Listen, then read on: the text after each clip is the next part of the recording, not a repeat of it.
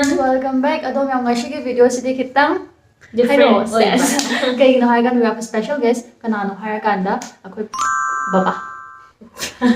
Mayam hayakanda madu yarakpane video namse hayaka to mamay ka katakolo thamhorapane mamay kada may kada hipori bane. Ay ako'y bagi mas kya de bako. So ke de dugi mangonda ako cheyan da product phangye bako. My di product sum atay hana season ba ma'am lay May bani gi so dum ayam lo season na ere do mag sige products ako'y ba season na han gi tawbani sige program gi ani se. Eye cream ama laire aduga night cream amaga. Magi cheki yam chana do man bagi mangda dum tayo hay doine si je aduna video gi mamangda first to and tay do to doine. Si cream tayaga tumo ba? Janaga hay je ni. Kurum mga yaw biyo. No.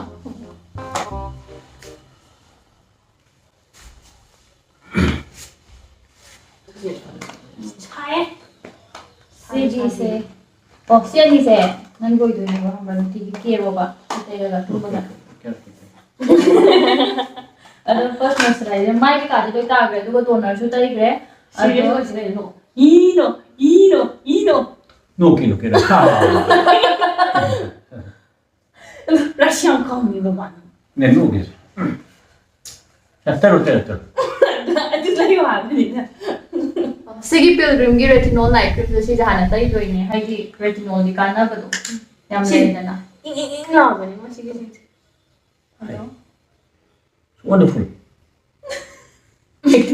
And then hay sige cream da yaw si retinol yawe akoi anti aging gi sarog yam yaw ba do aduga vitamin C su yawe adai hyaluronic acid su yawe. Ay akoi gi wrinkles kumba adai puffy oi ba do brighten sa ka taw ba do si No. ado se mai sige pot na ba ma yaw me do ai mathak ki maton do sige makum dei dong kot na kot kham ni sige sanwer yam taw ba kan ama do Pambra. Ingen.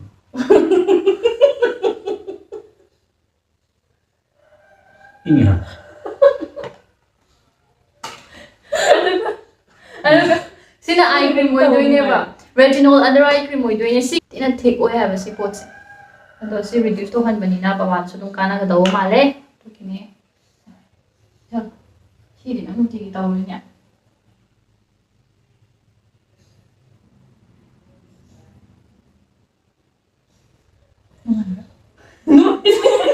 no makanga mi se Ecco. hoi daw gine ado si the night cream ngak ta ne ba ado se puro bye am thayam Bye. Hojiki pochai kai to babada loi mu pi kre ai gana obiga gi night cream ke ka gi pochai su mayam lai ye ado ha dum season da bi da lai du shop di babada pi ke na khan ba do gi babada pi bane maram di hojiki poto mangon da kanari se koi da koi gi anti aging di skin du su brighten to halle du even dullness ka lai bi do ado so am ta lai hande ado gi so I think babada di am chana ni na khale moi di ahan social apani na wrinkles kumba fine lines kumba su tum thokle idana ado gi adai collagen ke ka production do su am reduce or apani na hojiki sigi product season na di am na hena pharakani na khanbagi aina babada pi bane now bi so muk lai aina wangangi kanda ado ma'am just a very short and a simple video I did babada so yam ke de bahol kan Yang ting ke de. mai tar loi No, pira su experience oi ha. oh hai season na video ba to ki ado handa ki bani ne yeng doi ne Diyan na handoy niya. season na handoi ni hojiki product to pa magadi wrinkle ke ka do pa na ba ado ai makha description da loina mag hapa mage link kai ka do check to biyo ngasi gi video se tum lo shalage haidi ado ai gi video se no ai video ke please give a like and also don't forget to forget Subscribe to Biramo. forget to share and subscribe atuga 50k so yo halaste Yung doram. yo Yung doram. ngai yang wai ai gi subscribe to shumai to